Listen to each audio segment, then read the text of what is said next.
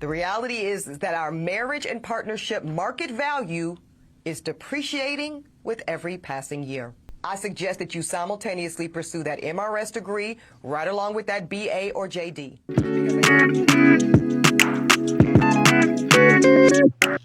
Hey, it's Fine Girl Dime, and don't forget to like, comment, and subscribe. And if you are already subscribed, that means that you are already a fine girl. So welcome back, fine girls. All right, so today we are going to talk about Ebony K Williams, who is a lawyer and a TV host. So for the most part, there are aspects that I agree with Ebony K Williams on, and then there are others that I don't agree with her at all on. So for example, you will see in this video that Ebony K Williams, it seems like she is very focused on black women dating black men, and that's why her dating pool is so small and why she feels as if black women need to date really young, because of this small and ever shrinking dating pool of black men that she's focusing on. She's saying all these things as if black men are ready to be married while they're in college, and then statistically, when you get married at a younger age, you're more likely to have a divorce. And I believe the sweet spot age for getting married and it lasting is about 28, and most likely because the people are, you know, they're a bit more settled, they've had some life experiences. So I'm just going to show all of you the interview between Ebony K Williams and the young lady, I believe her name is Lauren, and we are going to discuss that. She definitely shakes up the internet for being very outspoken about her thoughts and her feelings and her standards, and I don't think anything is wrong with that. Society just gets shaken up by black women asserting what they want and what they deserve, and that bothers people because they don't want black women to know what they should deserve and what they should expect from people. So let's talk about what happened most recently. I'll just play the clip. And she says that the women that are in the pursuit of degrees should also be in pursuit of wedding rings if that is what they choose. Let's take a listen to the audio. Because the handful of black college-age men that actually do desire to get married soon, and they do share that value system, and family is a priority for them too, y'all, that is an incredibly small pool, and it's shrinking as you get older. And by the time you reach my age, 40, you will be faced with different choices relating to life partnership and motherhood. Did I lie? Did I lie? Did I Now, my take on this, I do not understand why the girl was so shaken up by that. I don't know much about her, but for me, this was nothing that I didn't grow up hearing. And once again, it's if you do want a husband and children, it makes sense to try and keep an eye out if you do see someone that is an eligible person that would, you know, pique your interest. That's a place where you would meet someone because it's college, you're surrounded by plenty of people in some sense. Let's continue to listen to what the girl's response to Ebony K Williams' initial statement was. But she got y'all going again. Stir that pot, Ebony, stir that pot. Ain't too many content creators like Ebony K Williams out here. You hear me? And I don't have an opinion about this. My brothers, I think this is a conversation for the women. Now, I think Charlamagne is trying to avoid this situation because Ebony K Williams, once again, she commands respect. She lets people know, you know, she's assertive about what her expectations are. And if black women were to not date down, and they look outside of just black men, then they would have more options available. So that's why this black man, I'm thinking, does not want to speak on the matter, because he is thinking, you know, doesn't mean that, you know, men, black men, they see themselves as men first and then they see themselves as black. That's how they act. So that's why Charlamagne's lips all pursed like, I'm gonna let y'all fight. Let's continue. I think we should stand down and watch this one. I think that you guys could be helpful in this conversation. So when I first heard this, here she goes again, telling us women what we should do, and if we don't, our lives are over. And I re-listened. I don't fully disagree with her. What I disagree with is when she says, as we age, but I just think that the way that it's talked about, it puts a bad cloud over women of a certain age, right? So she talks about our partner and our marriage market value depreciating. I don't feel that in my life. She goes into fertility, and she talks about that. And yes, there are certain things that scientifically you cannot get around, but there's options now. And I hate when people use that to like start this conversation because I think it takes away from everything else. And that's what happened with me. And then when I went back and re-listened to it, at the end of the video, she talks about, number one, she says, if that's what they choose, I think people are looking over that. She's giving us the choice. And then she As says, she always is. And I see, but I get blindsided by all the other stuff. Because you watch clips. You got to watch things in their full context. So, and then Girl, you are in entertainment. You are in the media. Opening up with that line is an attention grabber, okay? So the fact that she says don't open up with this because it may push people away, clearly it didn't push people away because we are talking about it right now. So it's not pushing people away too much. It's causing a controversy, which really, this woman on the Breakfast Club, she is saying that because she heard this statement, because of the delivery of it, she didn't want to hear anything else initially. And that was always strange for me, because if you don't like the way someone says something, it doesn't mean that necessarily that they're wrong. Like, what she said is not wrong. It's an aspect. And although you feel like you are 31 and you're thriving and that your value is going up, you can feel that way all you want, but the way it's perceived is still going to be the way it's perceived in society. Like, I could say that I am a powdered donut woman all I want to because I see myself as a powdered donut woman. But if I go out into society and they see something else, I'm gonna get treated like what society sees, not what I feel as a powdered donut woman, okay? So that's important to think about when it comes to this. I don't think she kept that in mind. I think it was very focused on herself. And I'm not sure if this girl has aunties. Like, there are different kind of aunties. I grew up in a very direct family, so Ebony K Williams' approach is not different than me. I have literally heard married women, these were white women, by the way, and they would say like, oh, like, don't get married. They would be busy going through a divorce. Does that mean that I'm not going to get married just because someone told me don't get married? They're clearly jaded and their relationship is going horrible. So, you know, they can explain why their marriage is not going too well, and I can listen to what they're saying as things like, you know, you don't want to throw the baby out with the water. You want to just, you know, toss the water out, but keep the baby, because just because something can, you know, jar you when you first listen to it, it doesn't mean that the whole message is horrible or that there's no truth to the message at all just because you were shaken up a bit.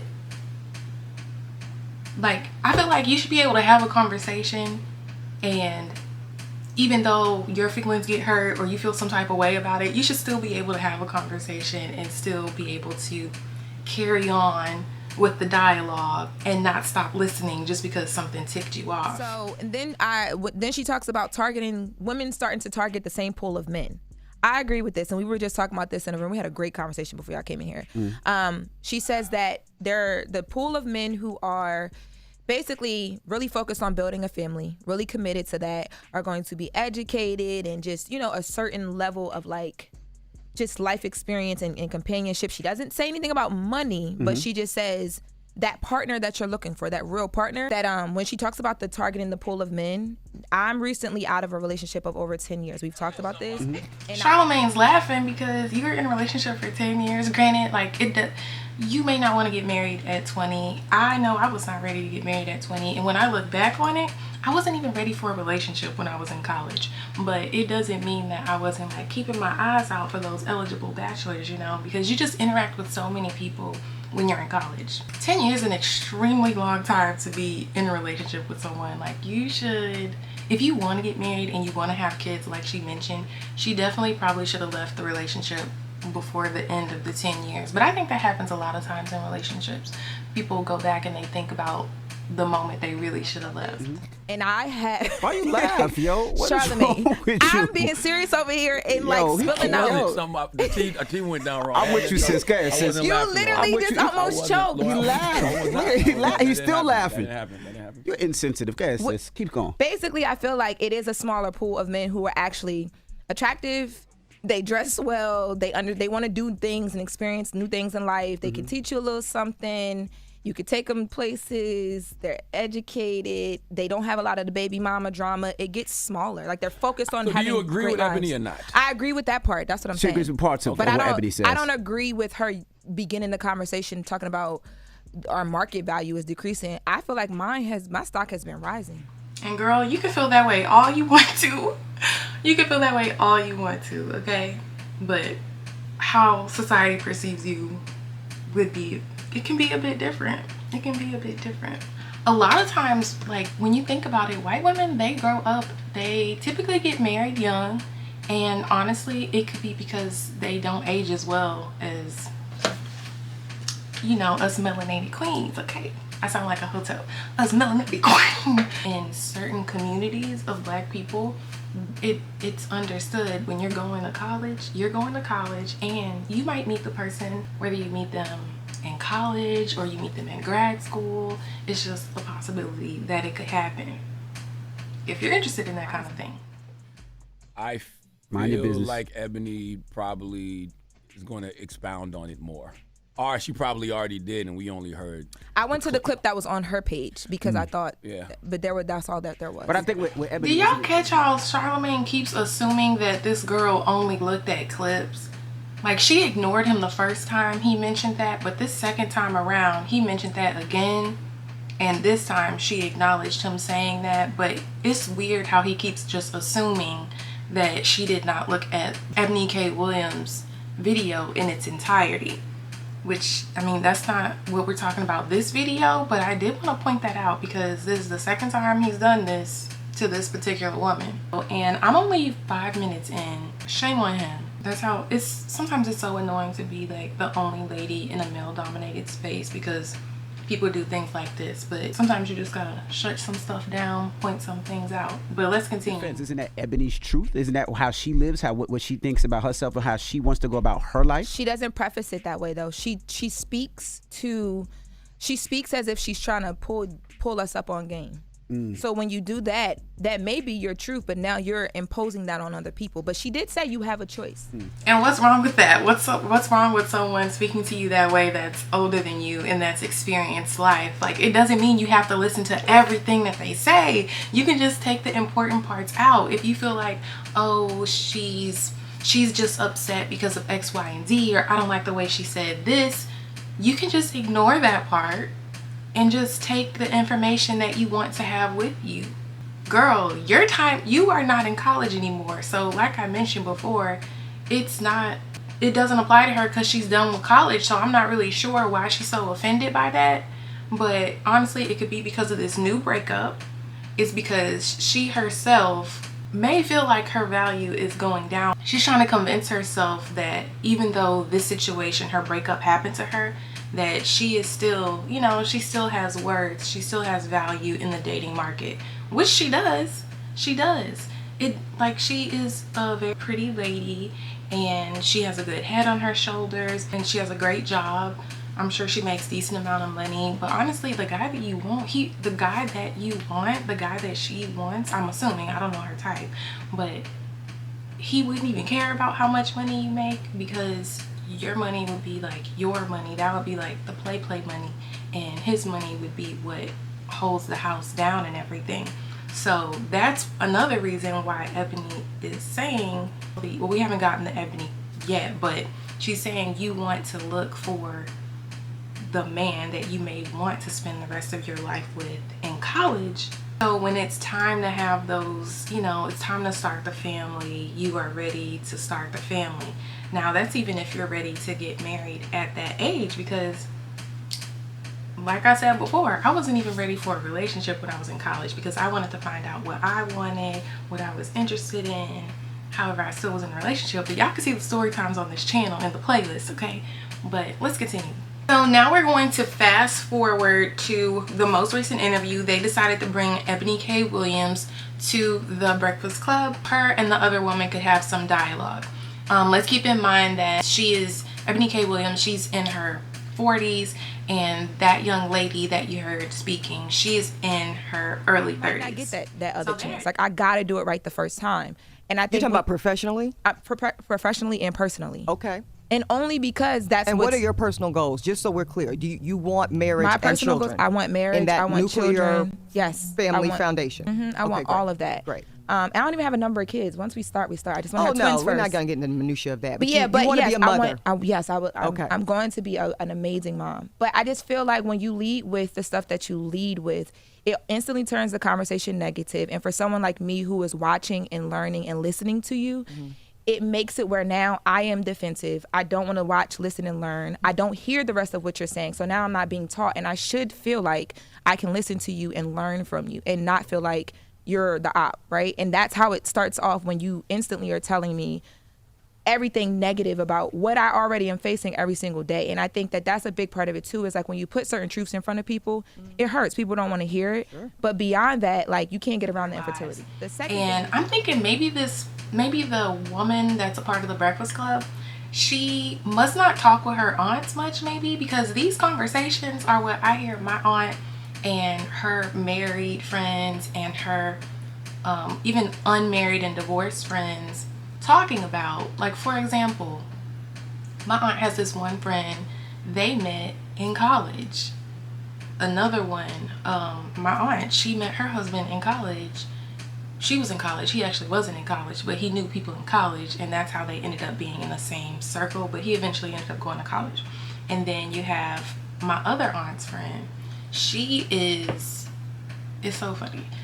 So she is a single woman, and she is so beautiful. She is a beautiful single woman, and she has kids, but her kids are grown. They out the house, so it's not like a big thing. And she's currently dating. And me and my aunt's friend was on the same dating app. I'm sure my age demographic that I was looking for and the age demographic that she was looking for had some overlap, because I typically like to date older men, which makes sense if, like, for example, this girl, she's 31, it may make sense for her to date someone who is 45, in his 40s. And that doesn't mean that all men who are in their 40s are mature, because they can still be a player. You can be 50 years old and not want to get married. So, and it's just interesting to hear all the stories and get their perspectives. Now, some of the stories you can tell they're kind of like jaded about certain things, and then other times it's just like, this is what happened and this is how I'm feeling about it. Sometimes they give advice. You just have to, you decide what you want to keep, and you can decide what you want to throw away. I don't see why there's an issue when they receive information or advice. They are taking it as an attack, or as in like, oh, I'm offended by this. Like, I think when people do that, it's very telling when people do things like that.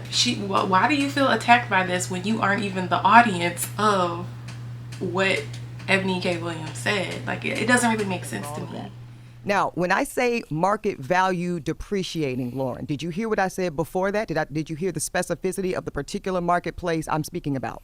When I was giving the advice, the strategy, the game, putting, certain people up on some game, I'm talking to a very limited pool of young black ladies, the ones that are currently in school or immediately following school or graduate school. And then the other caveat, I'll say, the other place this information is in real time relevant to are the mothers or even the fathers of those young women. That's who this is for. So this is actually not even applicable to you, Lauren. No, let me finish. No, right? hold No, on. I have to finish because wait, you. wait, no, wait. Hold on, I have to finish my thought. I just want to wait before you finish your thought. So that is one of my pet peeves, when people interrupt and you try to continue your sentence and they're gonna interrupt you, or when people say, I'm sorry to interrupt, but they continue to interrupt you, because clearly you're not sorry to interrupt. You're just rude. You are just rude, okay? Or you're excited to talk. But when it's like a back and forth or a debate and they interrupt, that's like a pet peeve of mine. And it doesn't mean that I never interrupt people, but just know it's a pet peeve of mine. And I'm sure it's like a normal pet peeve of anyone.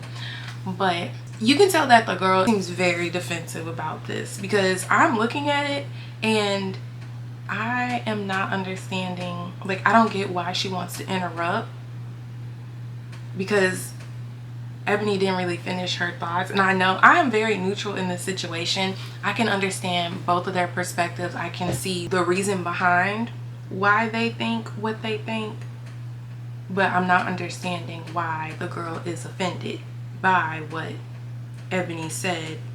But then she ended up saying it. I guess the girl ended up saying it. She said the truth hurts, basically, which means she agrees with what was said. She just doesn't like the fact that it was said. But it's important to have dialogue about things that people aren't comfortable having conversations with, because how are you going to grow?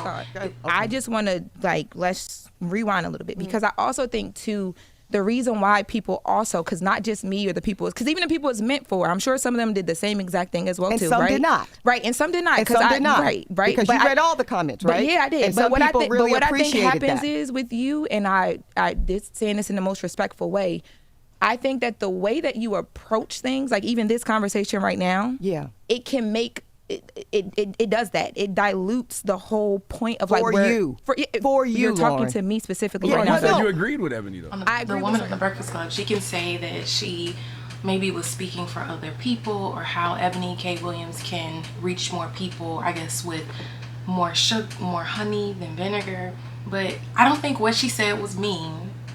The delivery wasn't horrible. It was just her talking about her experience and what she would advise other people to do. So I'm not understanding why she's offended by it.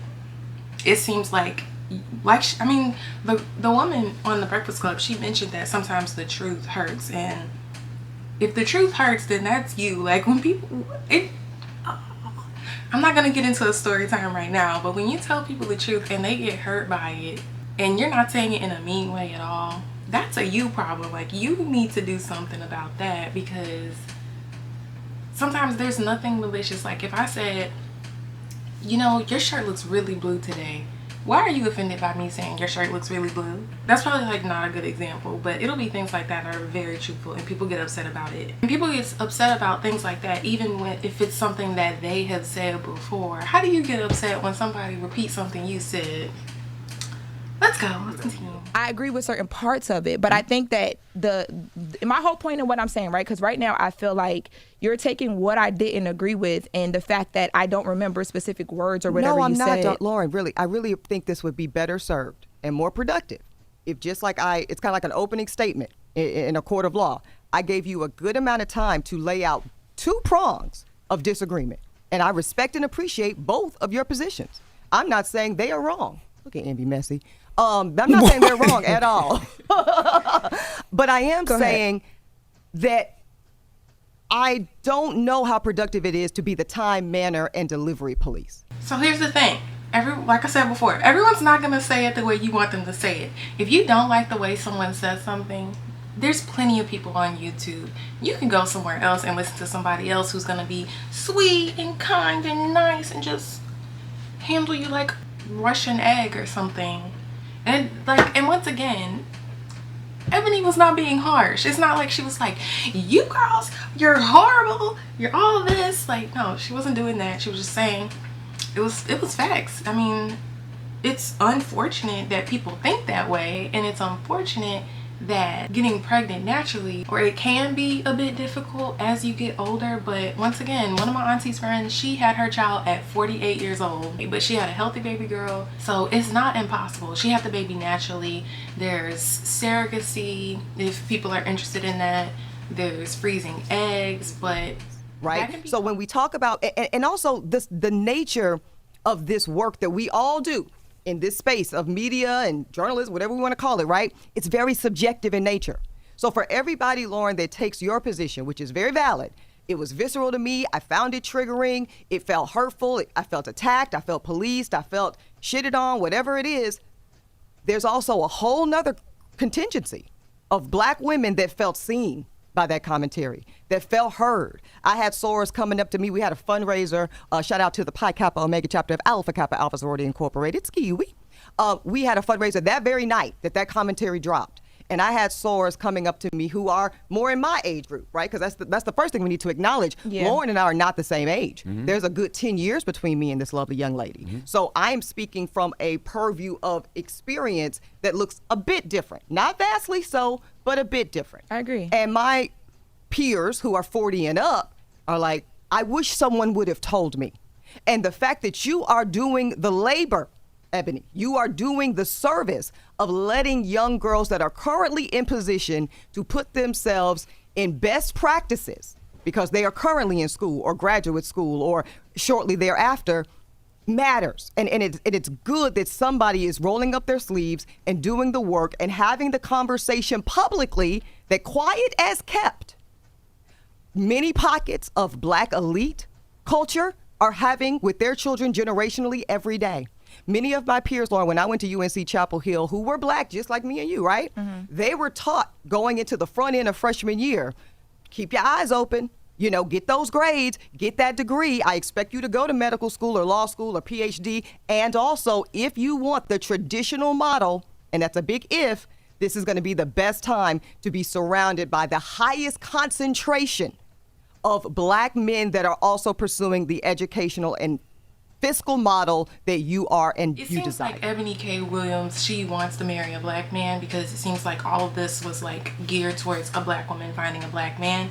But that pool that she's talking about is so narrow. It can be opened up a bit more if she's open the diverse dating pool. So that's all that we're going to watch of this. So I'll talk to you later. Don't forget to like, comment, and subscribe. Bye.